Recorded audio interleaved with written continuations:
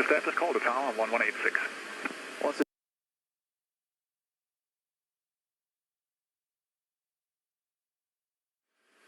Arabia 557, once established, call to tower on 1186. Once established, 186 Arabia 557. Thanks for your help. Say good day. Arabia 523, Torres tower. Rebeca Roth, establishing herself as a foremost expert on 9/11. That combines about 30 years of her career as an international flight attendant, a purser.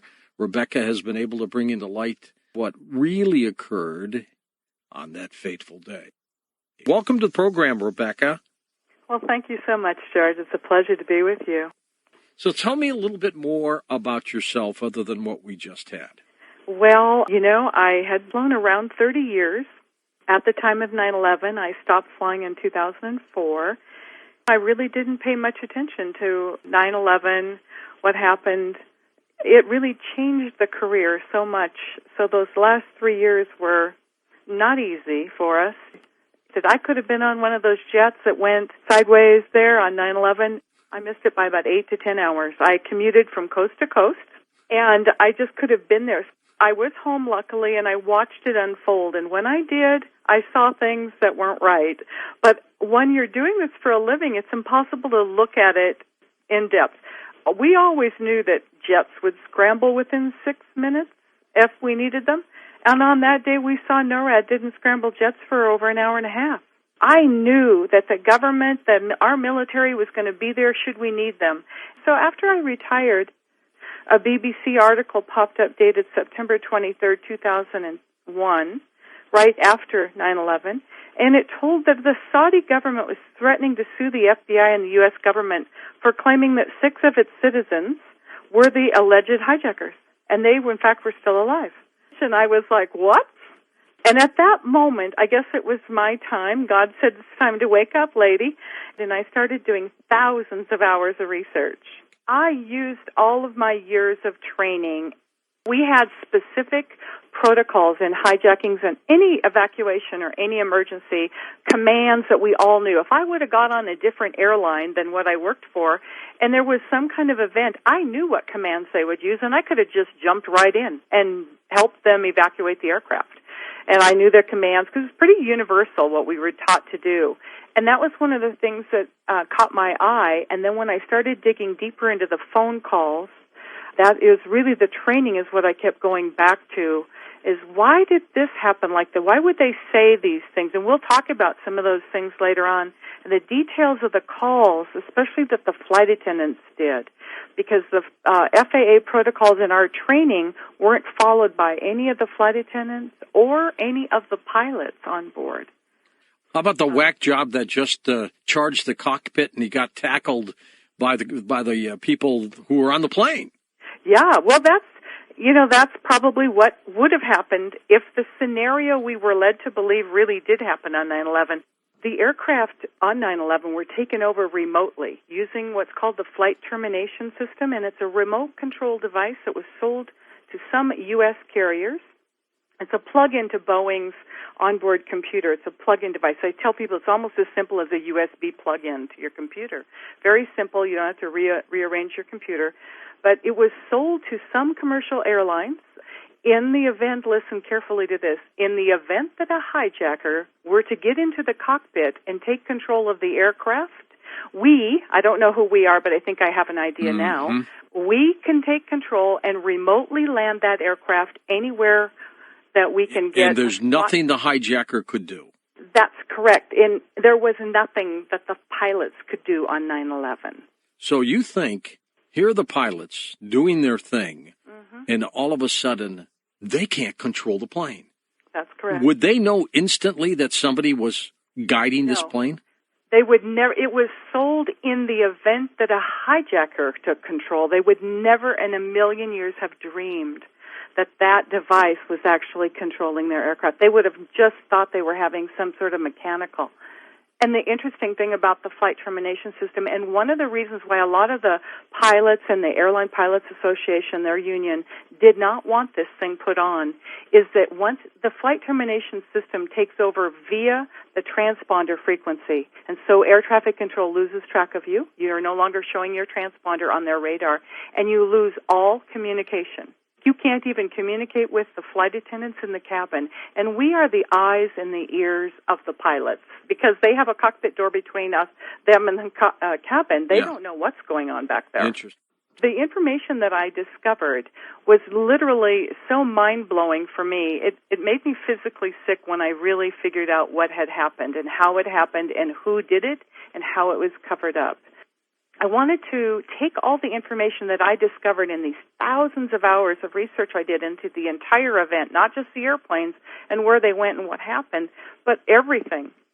I didn't know about the Brady bonds and stolen gold and the put options and all of those things. I only knew about the crashes and the hijackers. Right. And write a book so that it would help wake people up to what has happened to us, because 9/11 isn't our past, it's our future. All right, well, let's talk about what we were told, first of all. 4 planes taken over by 19 Middle Eastern terrorists who had been training and flying, at schools, flight schools. Are you saying that none of that occurred or that part of it occurred? What's your overall view there? Well, what I discovered is, like I said, the first thing I discovered that 6 of those hijackers were Saudi Arabian citizens, and the Saudi government was suing the FBI. Not only were they using their names, but they were using photographs from their passports and their ID. Of people who were not on that plane, you're saying? That's correct. Those people one of them had never been to the United States, and he didn't know what a Pennsylvania was. He was supposed to be on Flight 93 that crashed in Shanksville. All right, where are those 6 now? I mean, why wouldn't... See, if somebody had a picture of me as a terrorist taking a plane and they used it in Britain or the Middle East, and I'm here, believe me, you're going to know that I'm here. Right. Well, the Saudi government stood up for its citizens and was threatening to sue, and I never could find a settlement, but I'm sure there must have been one, because and that was one of the things that really triggered my research, is that the FBI was being sued. These people were still alive, and 4 of them are pilots for Saudi Air. And being an airline professional for 30 years, I thought, wow, can you imagine trying to travel as a pilot or a flight attendant and being accused of being a terrorist for the new Pearl Harbor? It's not going to happen. But, I mean, why haven't these 6, though, come forward to say, hello, here I am? Well, they did. And as a matter of fact, that's part of that BBC article, and their government sued. And what we were never told as Americans through our media and through the government handing out information to the media, that the lawsuit was either settled out of court or that these people really were alive. The FBI did eventually say that, well, there could be some mistaken identity and there may be a stolen IDs, but they never reneged on that. If you look in Wikipedia, those 4 or 6 citizens that are still alive, 6 of them, 4 of them are professional pilots, they are still considered to be one of the 19 hijackers from 9/11. Okay. They never changed their story. All right, then the official version 5, 5, 5, and 4 of those 4 planes, they took control of the plane. They, slit throats with some people with their box cutters. They somehow got their way into the cockpits. They all somehow got to fly the planes. I still think the one in Pennsylvania was shot down by us. So what do you think happened on that plane? Give me your thoughts on that. Okay. Well, one of the things I kept reverting back to was the FAA protocols and what the flight attendants should have said and done and what they did and what they didn't do, and just lining up with those protocols. One of the things that was a protocol, the FAA hijacking protocol at the time of 9/11, was called the Common Strategy. And basically that strategy was to delay, and prevent the hijacker from getting into the cockpit. And that meant delay any way we could. And there were many ways for us to try, and that was put out there for us in our yearly training. And one of the things you wouldn't want to do with a hijacker, a real hijacker on board, would be sit on the telephone for a half an hour. And on Flight 11, we had 2 flight attendants talking on the phone for 27 minutes. And the things that they said were what really woke me up. One of the things that the flight crew should have done was to sit down and to not draw attention to themselves. And what these first 2 did on the first flight, Flight 11, is they sat on the phone for about a half an hour, 27 minutes, both of them. How do we know that, first of all? Well, because it's well documented. One of them called her supervisor in Boston, and the other one called reservations. And so the reservations agent and the security officials from American Airlines documented that. Okay. Only 4 minutes of her call was taped to the reservations agent. Something went wrong with their system. Oh, but the other gal, a lot of her stuff, and she was actually talking to a supervisor who was a personal friend, so that's how they know that was 27-minute phone calls. And they both called in at the same time. And like I said, if you had a real hijacker on board the aircraft, that would be the last thing you would want to be caught with, is a phone, a cell phone, any kind of airphone, anything to your ear, because he would think that you were ratting on him and telling the people on the ground who he was, sure, and spoiling his plan. So making a phone call for almost a half an hour was a huge red flag. Not only did they not ever tell the most important bit of advice that day, if they had called someone on the ground, would have been how that person got into the cockpit. That's the only thing they should have been saying, and they never did say that. So these are the things that I looked at real closely. And so here we have on that very first flight, 2 flight attendants call in. At the same time, they call in about 20 minutes after takeoff from Boston. Well, let me ask you this first of all, Rebecca. Is it unusual for flight attendants on a plane to be making phone calls? Very, because okay. First off, the cell phones don't work at altitude, and right. Second off, those airphones are all gone now because they were horrible. You could only use one in first class and maybe one in coach at the same time. They were very, very bad quality, and they were expensive. So, that's the whole thing. The phone call thing is just really crazy. But, according to the government story, they were mostly all calls from cell phones at altitude. So now, 20 minutes after Boston, they would have been pretty much at cruise altitude, probably close to 30,000 feet, depending upon the traffic pulling out of Boston. And this flight attendant, Betty Ong, they both call in at about the same time as well. And she says, this is the stuff that I could not believe. Now, I got most of this stuff from an FBI written document, transcript of what she said. And she said that he, as the hijacker was one hijacker, and he was a he had sprayed pepper spray or mace in business class, and we can't breathe in business class. Well, I've been on planes over this last 30 years where some real cheap perfume was sprayed in one cabin, and guess what? The entire aircraft smelled it and complained about it, right? Right. And so I knew that, and I knew that, she's sitting on the phone for 27 minutes, and she never complained to anyone she was talking to about suffering the effects of mace or pepper spray. She never coughed. She never complained about having a hard time breathing or anything like that. And let me just say this, because this is kind of earth-shattering. Most people don't think about this, and partly because they just don't have the experience I have with that cheap perfume. If you sprayed pepper spray or mace in a pressurized cabin, everyone would be feeling the effects of it. That would be the hijackers, the pilots, all the flight crew, and all the passengers. That indicated to me that plane was no longer pressurized, because she said they only had trouble breathing in business class, and that's not real. All right, so what does that mean if it was no longer pressurized? That means it was on the ground somewhere. Already? 20 minutes from Boston. And then she said something else that really got me, and this is when I told my husband, oh, my God, this is a message for a flight attendant, because only a flight attendant could hear this. She said he, as in that one hijacker male, he stood upstairs. And there are no stairs in a 767. There's only stairs in a 747. And I immediately knew she was in a hangar. That's interesting. Got the chills yet? I'm getting there. Okay, and then she goes on to say to a reservation agent, we're the first. And yes, indeed, Flight 11 was the first of the 4 aircraft. And then I realized, that it was starting to look like she had been told what to say and what was going to happen that day by someone. All right. Go ahead. She kept trying to convince the people that she was talking to reservations. She said, "We're up in the air." And she said that a few times, "We're up in the air." Well, saying you're up in the air in a hijacking is kind of like saying when you were carjacked, "Well, I was in my car." Because, of course, your hijacking only takes place in the air, because if somebody tried that on the ground, we'd blow those chutes and get you out of the airplane. And so I thought, well, why would she say they're in the air? It's a hijacking. That doesn't make sense. And then she went on to say that she was seated at her jump seat at 3R, which is the very tail section of the 767. The other flight attendant on the phone at the same time was giving completely conflicting information. So the version that we have, of course, the couple of those planes hit the World Trade Center.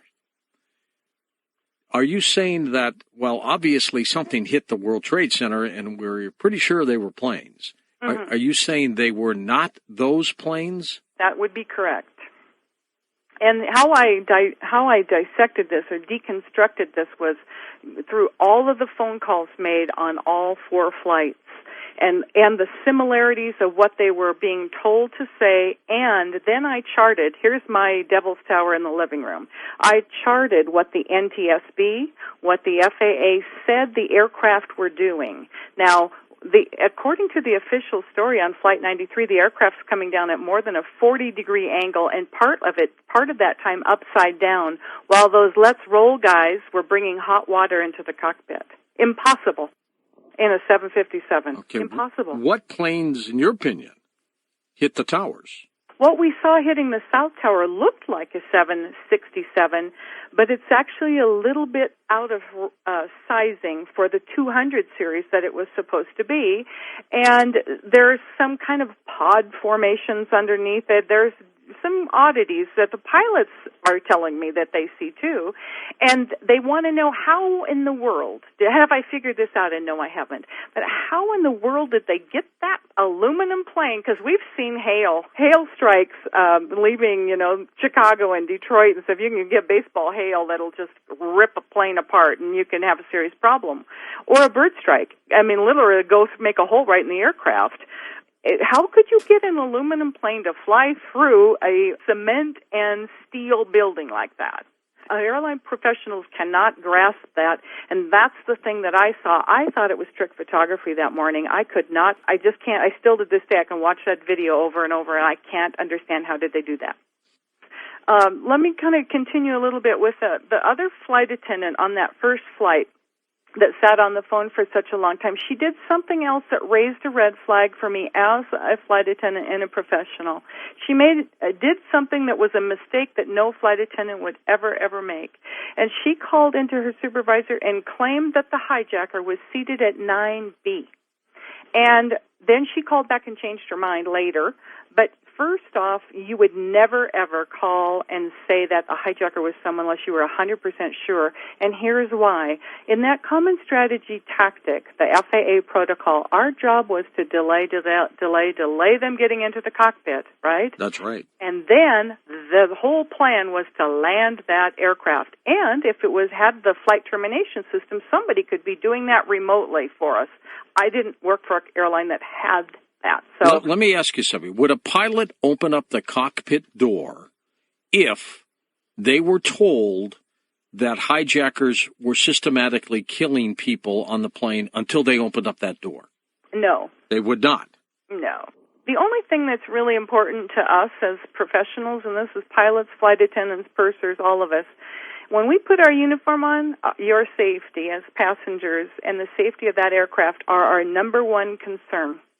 And so his number one concern would be to land that airplane somewhere and get a SWAT team. And if somebody died back there, it's not going to be all of them. Right. And there's no way 20 minutes into that flight, the crew members would have opened up the door, gone to the bathroom. I don't see that happen. That happens later on. Later on, I've seen that happen on a plane, but not right away. Yeah. Exactly. And so as I started looking at it, I thought, well, first off, if I called in and said 9B was the hijacker, and then I didn't get a chance to change that story, and we landed, the SWAT team takes over, or the Army Rangers come in, and they'll take that guy down. It's a mistake you just wouldn't make as a flight attendant.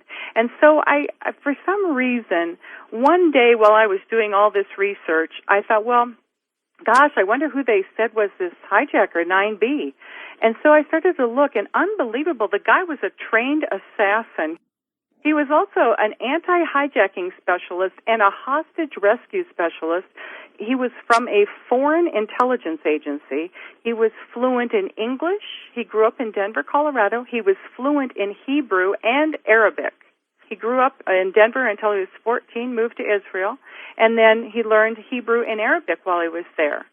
And so I'm like, well, that's really interesting. And then when the flight attendant calls back to her supervisor, she said, oh, no, I made a mistake. The hijacker was in 9B, 10B, and not 9B. 9B's been stabbed by the box cutter, right? Mm-hmm. So here you've got this guy who is a trained anti-hijacking specialist, a highly trained assassin, a hostage rescue specialist, who is fluent in the language being spoken by the hijackers who are planning the new Pearl Harbor, the attack of the century on America. And for no reason, there's no apparent reason, they decide to get up and stab him with a box cutter and kill him, because we're led to believe that he died. He was stabbed by a box cutter. And how did they systematically know it was him? There's no answer to that one. And he was involved in the Israeli Special Intelligence Operations. It's referred to as Sayeret Matkal. These are the trained assassins, and they do the anti-hijacking and hostage rescue. So these would be the specialists that Israel would send to a hijacking, and like in Tunisia or someplace, that go rescue their passengers. And they have actually been used. Benjamin Netanyahu's brother, and Benjamin Netanyahu was Sayeret Matkal, and his brother was actually killed in a hostage rescue attempt. Yeah, he was. Quite a while ago. I found that really interesting that we have this guy who is listening to these people speak Arabic and plan to take over the aircraft, and for no reason they get up and kill him, yet this guy, 9B's friends, said about him he could kill any human being using a pen and a credit card. Let's just move on from him, because all right, there is a lot, and there's a lot in the book about him. And so it's really interesting to me that the flight attendants were saying, one was saying a doctor and a nurse were taking care of 9B after she said he was stabbed, and the other flight attendant, same flight, was saying there was no medical people on board. And so I'm thinking, well, okay, there's only one reality inside an aircraft cabin. So I'm like watching all this stuff and reading through, and I just took massive notes and drew all these charts of what the government said the aircraft was doing.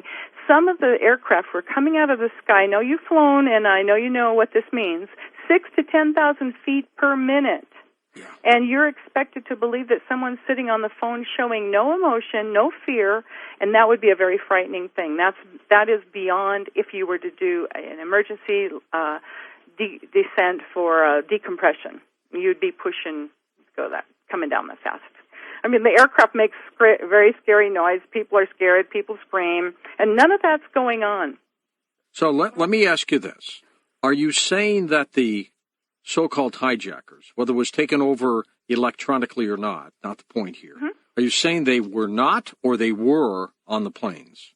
The 19 hijackers that you are led to believe, I've actually found 10 of them alive. The other 9, they're fake people with a first name from somebody's ID and a last name from someone else's. So there were not Arab hijackers on any of the real passenger manifests. Another thing that's interesting about what the FBI claimed were the passenger manifests in that first 72 hours, they came up with 4 different names that are not, there were 19, but 4 of them were different than what they are right now and what they've been ever since about 3 or 4 days into this event. And it's interesting because 3 of those people showed up alive. One of them was an FAA employee. And he said no, he was actually an FAA aviation safety employee in Florida. And so he, of course, went to the FAA and then went to the FBI and said, I'm not a hijacker. How could I be on the manifest? I was at work, and my brother, who you claim was also on the manifest, has been dead for a year. And the other 2 guys showed up alive too. So quickly, we were unfurling our flags and figuring out who were we going to point our guns at and kill over this attack. The FBI quickly changed their story. And the actual story about Mohammed Atta's rental car with the Koran and the flight manuals and his will was actually assigned to the brother, the FAA employee, and his dead brother. Well, and I've got to tell you, too, Rebecca, of anything that I heard, finding a passport of one of these reported hijackers in the rubble was the most bizarre for me. And they found 2. One was in Shanksville, and one was in New York. In pristine condition. And the only passports they found were from those supposed hijackers, yes. Not any passengers. Now, consider this, that there were nearly 100 people on Flight 11. And only one hijacker's passport must have gone from his shirt through the building, through the explosion, and floated down. It's amazing. There were 4 crashes. There were, but they were not these aircraft. These aircraft were all taken to the same location. And how I found that, one, I actually flew out of Boston for a while. I knew that the phone calls had to have been made on the ground. On one of the flights from Boston, going to L.A. that hit the towers, my uncle from my mother's marriage, he's still gone. So I want you to tell me where he is. Where is he and everybody else that happened to be on those other planes? Well, you know what I did to discover this is I kind of dissected as I've been doing these phone calls, and I took them flight after flight after flight, what they were saying, what the planes were doing, and I discovered that the people making those phone calls had been told about what was going to happen that day.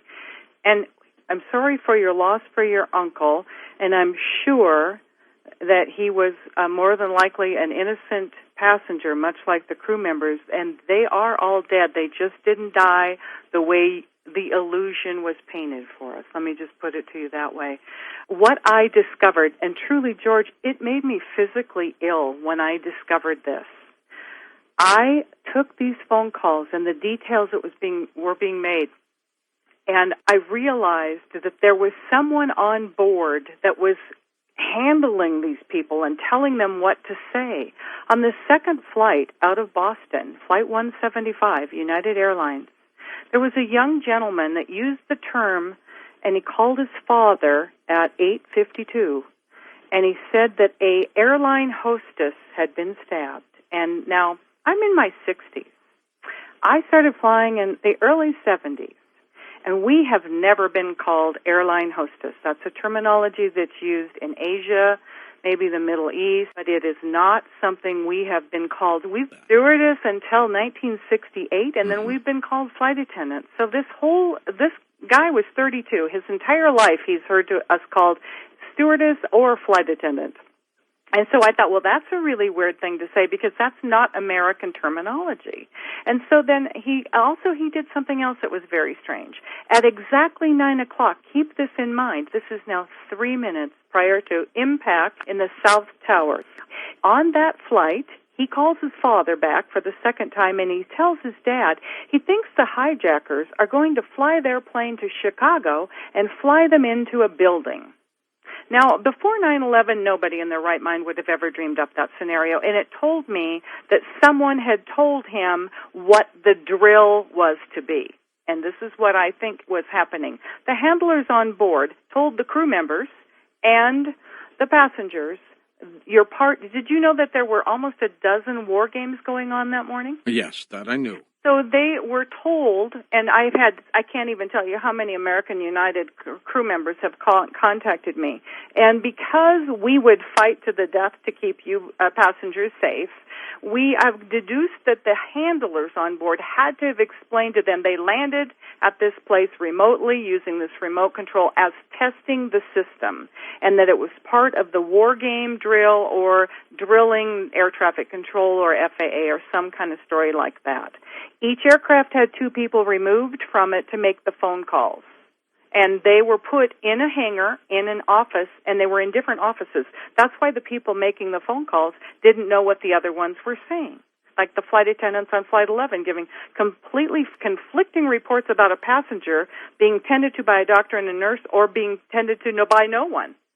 Now, there was another guy that called out, and this is really interesting. This guy was a Top Gun fighter pilot trained at Miramar, California. It's San Diego. 6'2", 225 pounds. He fought in the Gulf War 91, and at 9 o'clock, 3 minutes prior to impact, if you've ever flown into Manhattan, you know that New York is about 365 square miles.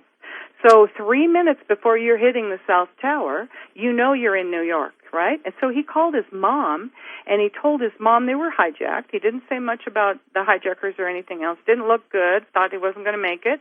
And then she said, well, where are you? And he said, well, I think we're over Ohio. Well, Ohio is an hour and 45 to an hour and 55 minutes from Boston. He's a pilot. He should know that. And when you look out the window and you see Manhattan, you know you're not in Ohio or Kansas. And so I thought, well, that's an oddball thing for him to say. And then he says the one thing that was my aha moment. He said 8 minutes after the passengers figured out they'd been hijacked, 8 minutes, well, he says to his mom, a bunch of us passengers think we're going to go take over the cockpit. That's the scenario for Flight 93, let's roll. And I knew right then and there that he'd been told or planned the scenario, because there's no way that would be a coincidence that they would do that same thing that they eventually claimed they did on Flight 93. Okay, now that flight, of course, went down near Shanksville. That's correct. Well, that's Pennsylvania. Mm-hmm. If you're saying it did not, but something did, what was that? Boy, it's hard to say. You know, there was the ditch that they showed, that divot in the ground has been found on Google Earth maps from '96. So the local people, even the local coroner, said there was no bodies. And in any plane crash, and, you know, the listeners, I invite you to just do a Google image search on any kind of plane crash, 757 plane crash or just commercial plane crash, and the Google images, and you're going to see huge sections of fuselage, especially an aircraft that large as a 757, and because that's like an old 707, just missing a couple of the engines. Similar in size. It's a big aircraft. The tail is huge. And so there are parts of an aircraft crash that just don't disappear. That was the one thing I looked at that day, and I said, that was not a plane crash. I've seen the pictures. It looks like there's nothing there except for a hole in the ground.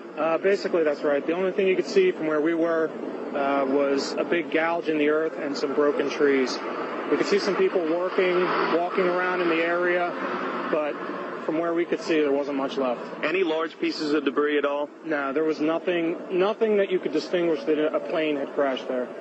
That's really all you see is a large crater in the ground and just tiny, tiny bits of debris. There's been at least one report that the investigators out there, and there are hundreds of them, as I said tonight, have found nothing larger than a phone book. Well, we've got the controversy about the plane that reportedly hit the Pentagon as well. Exactly. They can't find bodies or much of the plane. Now, there was something that looked like it could have been an engine, but that too remains controversial. So let's make an assumption, Rebecca, that these 4 planes were taken and landed somewhere within a region where Boston is, I guess. Again, you're saying they did what with the planes afterwards? I mean, where are they now?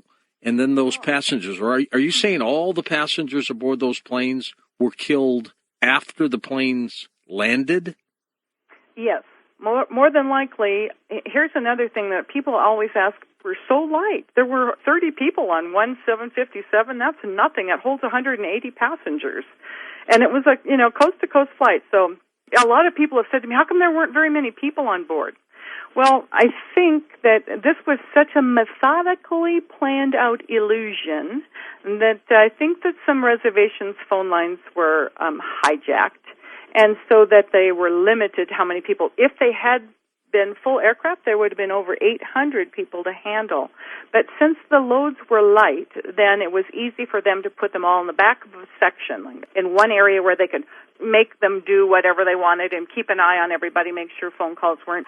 Because on Flight 11, nearly 100 people, I think it was 90-some people or something, with the entire crew members. There was 11 crew members and 86 passengers or something like that.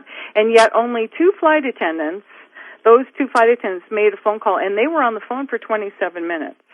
So you got to ask yourself, why didn't anybody else make a phone call?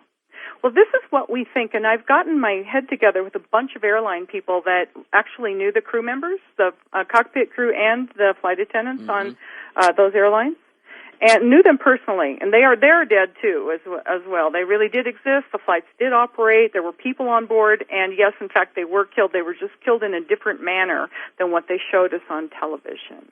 And so what we think is that each plane, and until you get to Flight 93, each aircraft had two people removed from it, put in offices upstairs in that hangar, and then they made their phone calls. Each one had two people making those phone calls. And these people did not know what was going to happen to them afterwards. No, they couldn't have, or the crew members would have fought back. I know that. And so I think that they were told by handlers that this is a drill, and they were removed those people off, those two people to make the phone calls. On Flight 93, they actually took 11 people off. There were 33 passengers or so. And I think there was 7 crew members total, with the pilots and the flight attendants. And once those people were removed, we are under the belief that more than likely, how predictive program and the Illuminati like to tell you what they're doing. Well, one of the things that everybody said that called out almost every phone call said they sprayed pepper spray or mace in the cabin. So we believe that some type of gas, perhaps a hydrogen cyanide or some quick-acting gas, was in there, and they shut the door. And those airplanes are sealed tight. And that type of gas, some type of gas like that, would, before people could really react and open the door or anything, they would be affected by that.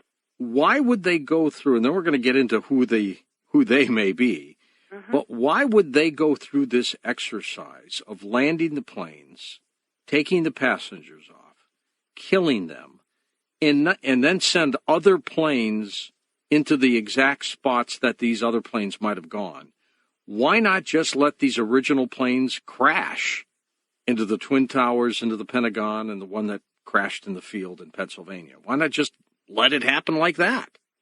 Well, now I think that's a kind of a common question I actually get asked.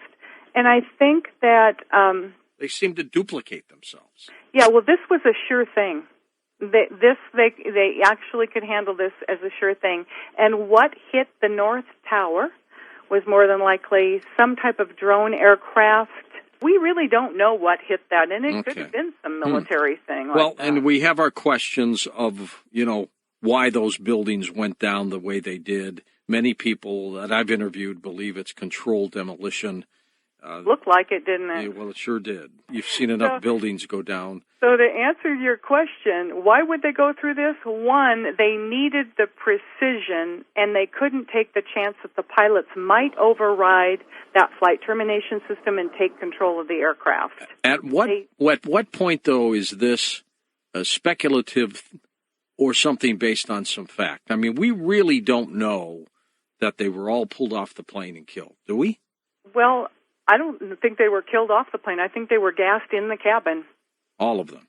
All of them, except for the handlers that got off. The handlers and the pilots. Because all of the crew members, I mean, I have United and American Airlines pilots buying the book from the publisher in bulk because they get them for about $11 a piece and handing them out. They are so convinced this is exactly what happened. And as I continue going through this, as we continue talking some more, I'm going to tell you some of the things. Remember I mentioned to you the Brady bonds and the gold and all those things that I discovered? Mm-hmm. Well, those the evidence for WorldCom, Global Crossing, and the Enron investigations were all being held in Building 7. That one fell down at 5:20 in the afternoon. Well, I do have my questions on why that went down when it was really never hit by anything. Exactly. And you saw that as a controlled demolition. I saw that too, and I thought, wow, how did they get that thing wired to demolition? I didn't think it just fell on its own, and then, of course, I didn't pay much attention to it. But after I looked into it, it definitely was. Well, I will give you that there are huge inconsistencies with the 9/11 Commission's report and what we think happened. Huge discrepancies. And things happened, the Patriot Act, and very bizarre things have gone on since, and they haven't stopped. You're answering your own question. Why would they do this? Well, look at the wars we've had in the last 14 years. Look at what we're doing. See, what I believe happened was that some people in government knew this was coming down and didn't do anything about it, that they had that ability to stop this, to stop them all. But they said, no, let's let it happen for the things we're seeing unfold today, and that they let it happen. They let these 19 crazed terrorists get on board. They how they took over the planes, I don't know. They're still alive, so you have to deal with that. I'll give you the whole thing's bizarre, but for me, what makes it stranger is the fact that, you say the planes were taken and then the people were gassed and brought down. When I first discovered this, George, it physically made me sick. I missed it myself by not 10 hours. It could have been me on one of those planes. And to learn what I learned, and I'm not even done telling you everything I learned. I took all the information that I uncovered over, probably 3 years of investigating 20 hours a day. I lived in this until I dissected it, methodically dissected their illusion. That's the title of my book, Methodical Illusion, and that's what I did. I methodically went through every word that was said on the phone calls, why the protocols for hijacking weren't followed by anyone, what I would have done as a flight attendant. And the amazing thing to me is, I think my biggest fear once I discovered this was the flight attendants and the pilots, the airline people were going to hate what I found then I thought, well, it's not any worse than watching those people jump out of the towers or thinking that you're strapped in a seat and go into a building. It probably was a much more gentle death. It's a death is a death. And so, no, just the opposite has happened to me. I have had the most incredible response from airlines, even especially United and American people, that have said, you have figured this out. This is exactly what happened, how they did it.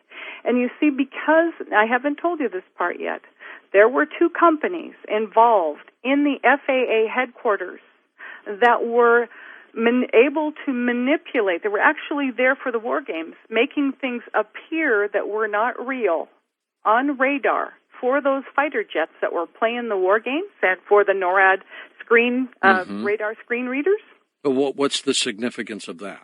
Well, they were able to make things appear and disappear. So once that flight termination system took over the transponder and the transponder turned off, the air traffic controllers couldn't see them, they had the ability to create fake flight plans and have those planes go anywhere they wanted to. What's the bottom line? What did they want to accomplish after they did this? I think it was, what's considered a false flag. I mean, you have the Project for New American Century, PNAC it's referred to, and you can Google search this on Wikipedia. It explains it really well. There were a group of people that actually planned, and they said in this plan the necessity to get the American people behind these 7 wars coming in the Middle East. A new Pearl Harbor were the words they used in the Project for the New American Century. And you can look back now. Hindsight's always 20/20, isn't it, George? Sometimes it is.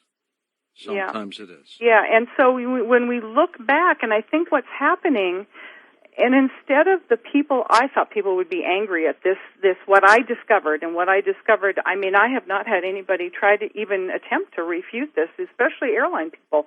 They're just on board. It's just, you figured this out. This is exactly what happened. And these are their coworkers, and especially because most of these people are coming from American and United. It was very difficult for me. I truly was physically ill. I couldn't write. I couldn't even think or eat for a while once I discovered what I did, because it was very tough, and I was so close to being there. So what I found are these companies that were able to manipulate the radar. They showed us what they wanted on radar. And I just got a Facebook from someone that said to me they knew Betty Ong and flown with her, and she would never have stayed on the airplane 20 minutes, and that she was an excellent flight attendant and followed all the rules. So, that's the kind of support I get, and those are the people to me that are important. And, that's who I dedicated myself to find the planes, the passengers, and the crew, because that was my world. That was my life. And I realized this, George, that those phone calls, they had to have been made. They had to have been made so we knew who to shoot, who to aim our guns at, who to unfurl our flags and attack, and who to support, what wars. And the terminology that they used was the most obnoxious and craziest. I've flown for 30 years. I flew out of Amsterdam with, probably 80 different ethnic groups in 65 different languages or more. And I would never say about someone, you or anyone else, he's of Middle Eastern descent. And those words right there were used by almost every phone caller in that same terminology. Like it was scripted? Very much so. And these are the things I found. That's how I realized that this was scripted, and it wasn't protocol, and it was crazy stuff to say. And I realized then that if we didn't know that the hijackers were Middle Eastern descent, we wouldn't be able to go to those wars now, would we? I don't think cell phones work on planes up there 30,000 feet. They absolutely did not. I'm pretty sure they don't. They still don't. I just recently flew, and about 1,800 feet I lost cell reception. As a matter of fact, a friend of mine's a private pilot, and he said he turned his phone on at about 5,000 feet, and his phone said, forbidden. Well, wasn't there also a reported call from Barbara Olson to her husband? Yes, on Flight 77, there were, again, two people that called, and it was one flight attendant, Renee May, who called her mom and dad, and Barbara Olson, who was married to the Solicitor General, Department of Justice, Ted Olson. And she was a CNN commentator. And she's the only person that reported their weapon was a box cutter. And so it's interesting, that story. That's kind of a side story it's really kind of fascinating, because Ted Olson first said she called in collect from a cell phone. Well, that's impossible. And then he said, no, she called from an airphone. Well, I've had people from American Airlines tell me that, of course, they knew better, because their 757s had all of their onboard airphones decommissioned by January 31st, 2001. So we know she didn't call from an airphone. She had to have called from her cell phone on the ground. In 2001, I remember standing in a 757 back galley with a bunch of flight attendants. We all had different carriers, AT&T, T-Mobile. Do you have any bars? Do you have any reception? The aircraft itself is somewhat of a Kip Faraday cage because of the wiring and the metal, the aluminum. I'll give you the fact that everything involved in that tragedy that day was very strange. Everything, including the reaction of President Bush when he was with the little kids in Florida.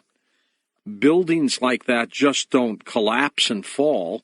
If there was controlled demolition, and I've talked to a lot of experts about it, Richard Gage, Dr. Judy Wood, if it was controlled demolition, they would have had to have put things in that building weeks before this happened. Don't you agree? Yeah, I'm sure of that. My main thing was the airplanes, and how they did that. But I still got into that part of it too, and I'm pretty sure they used multiple methods for the towers, especially. It would have taken some time, but I know that bomb-sniffing dogs were removed a week or two before. There was a power down the weekend before, and so there was a lot of really suspicious things going on, and a lot of interesting people connected to the security at that building. So what you're concluding, and I don't want to put words in your mouth, but I will, there's a rogue element of government, and that they are totally out of control. That would be correct. There was a journalist, an investigative journalist by the name of Danny Casolaro. Danny Casolaro was on the trail of the octopus, and he was following, and I found all these people too, the Iran-Contra, drugs for arms, the Pan Am 103, heroin, and even back to the Kennedy assassination. And everyone that I've found connected to 9/11 somehow connects back to one or all of those events as well. The octopus, I refer to it in the book, is like the shadow government. The company that I was telling you was in the FAA headquarters for 2 years manipulating radar. MITRE, it's called MITRE, and it is basically the shadow government. I'm old enough to remember when Kennedy was assassinated, and I remember hearing this military-industrial complex took him out, assassinated him, and I never did figure out who that was until I did this research, and it's very much so the same people involved. And the fact that it's okay for us as a nation and our FBI and our government officials, it's okay for us to claim that 19 Arabs did this when they in fact didn't, and then we can go bomb all the other countries that weren't even involved in it over this, and we're doing this all on the illusion that 9/11 was. And it's very sad to see that what has come out of this. And we have literally killed millions of people on an illusion. And it's to keep the military-industrial complex alive. There are rogue elements inside and outside of our government that can do things without any government responsibility. I even found 2 women involved, not man Arab hijackers. I found 2 women perpetrators or handlers in this in an FBI document. Well, there's no doubt about that. We've seen what they tried to do with false weapons of mass destruction with Iraq. And as soon as we left, everything fell apart because, once again, we screwed up everything we touched. We seemed to meddle with a drastic foreign policy. Somehow between World War II, where we were brilliant, and what happened afterwards with Vietnam and everything else, everything fell apart. You know, people... We really don't want to think that there are factions within countries that could do things like this. Well, my world fell apart when I discovered it, so yes, I agree with you. And it all goes back to the Kennedy assassination. You know, after 1963, they figured that they can get away with anything they wanted. We need something to get the Americans just all upset. So they create that we were attacked. Exactly. And in we go, and we saw that disaster. So, you know, on and on and on. The situation again with Saddam Hussein, who was not a Boy Scout, but we set him up. And look what's happened now. So, of everything you've uncovered, what do you find to be the most disturbing aspect of all of this? Well, you know, once you get over to realize where we are today, it's pretty heartbreaking. I mean, we fought for freedom, not for this craziness. But here's something that happened to me after one of the first interviews I did. Now, where I knew that this place had to have at least a 10,000-foot runway to bring these aircraft, and all the phone calls and the flight times all worked to this one location. And during a interview, I don't usually tell that where that is because I want people to read the book for all the other reasons. And I want to tell people, just to protect you, we're doing this interview with you. You're not home. You're at another location. I am, actually, It's important for people to understand that. What happens is I found this reserve base, and it was a C-5 transport base just well within 20 minutes from Boston. It had 11,595-foot runway, plenty long enough to land that 67 heavy with fuel. After an interview I did, I had someone contact me that was in a reserve unit based there. And this woman was absolutely freaked out. She told me exactly where the base was, the name of it.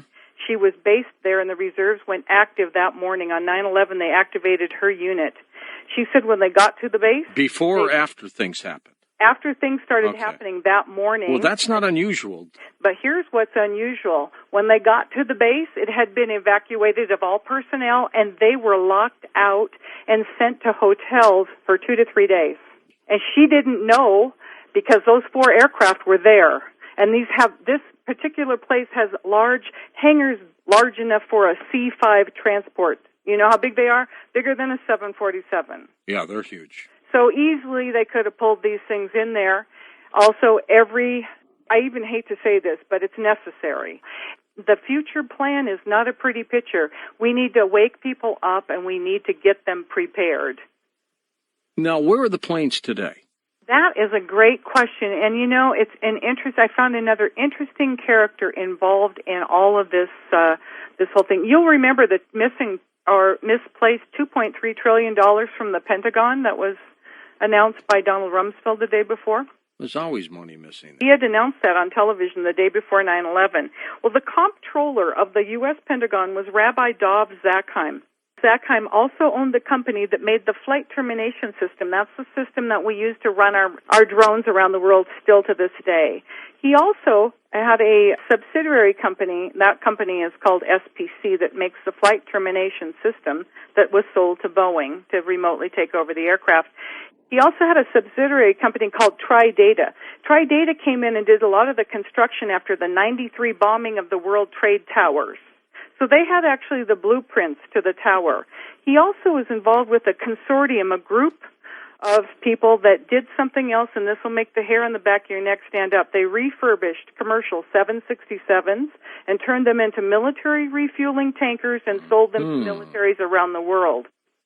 Well, and those planes were going so fast, if you blink, you're going to miss it. 1 minute before impact, the flight attendant that was on the phone, Amy Sweeney, was asked by her supervisor, "Can you tell where you are?" She'd been flying 13 years, and anybody that's ever flown in and out of LaGuardia, Newark, or JFK knows where you are. When you look out the window and you're over New York, you know where you're at. You're over New York. And she said, "I see buildings, I see water, oh no, crash, boom." And any flight attendant that's been flying more than a month, that's been into New York once, can look out the window and say, "We're over New York." And so I found that really odd as well. Plus, again, there is no sound of jets in those phone calls, and that was another thing that almost everybody on the receiving end of all those phone calls said. It was dead quiet.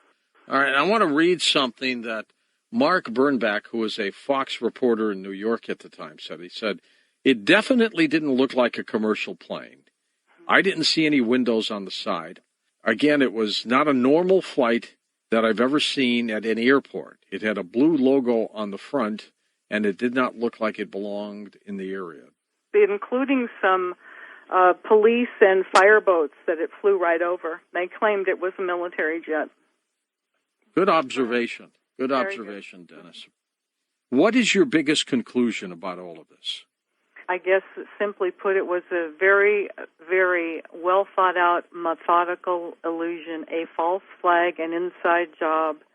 Later on, found out in my research that on August 6th, Condoleezza Rice and George Bush were passing around some sort of document, and they knew that this was going to happen. If they would have wanted to stop it, George, do you know all the FAA had to do was send out one directive to the pilots and flight attendants of this country, no flight. And we would never have let them on board.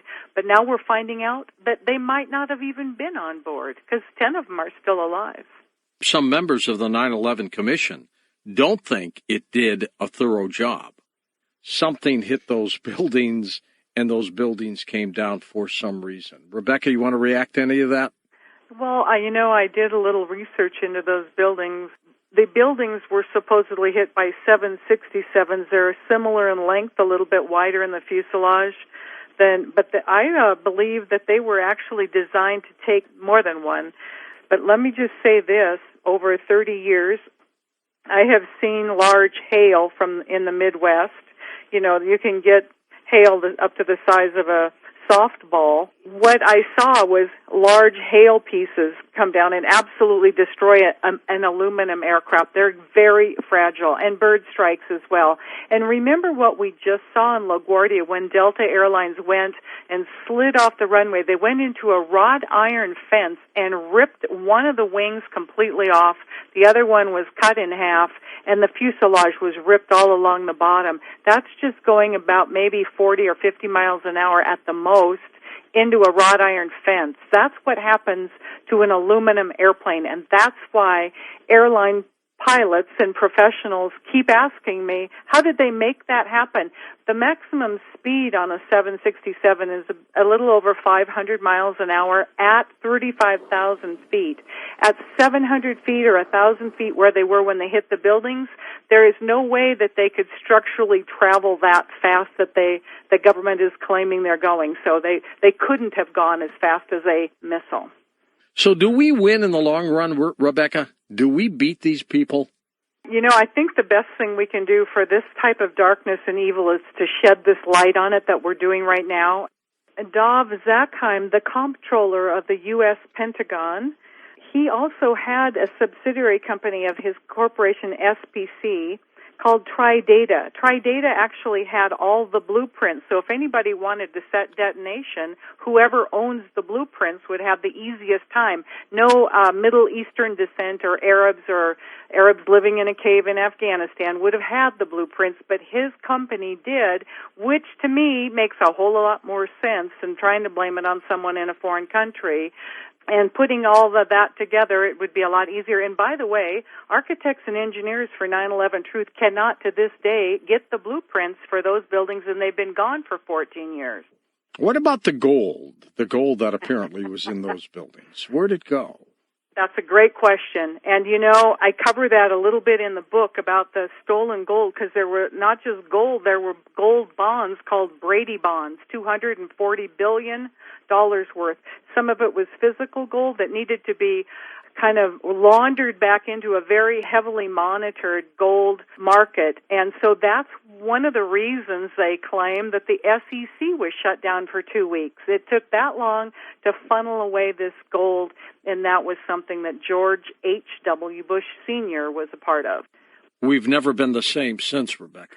Well, that's true, and we just need to stop this next thing, and we need to be aware that the powers that be, that this military-industrial complex octopus monster, they have plans for us that aren't good, so we need to shed the light on it and wake up people. And that's why I wrote the book, to help people understand that I know it's much easier to stay in your fantasy world and think that you're safe and the government's keeping you safe. It's very hard to swallow. Trust me, I got sick when I found it. Rebecca, thanks. The name of the book, of course, Methodical Illusion.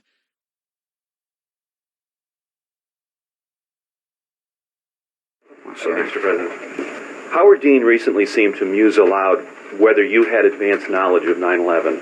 Do you agree or disagree with the RNC that this kind of rhetoric borders on political hate speech? Yeah. Look, there's time for politics. And, it's time for politics. And I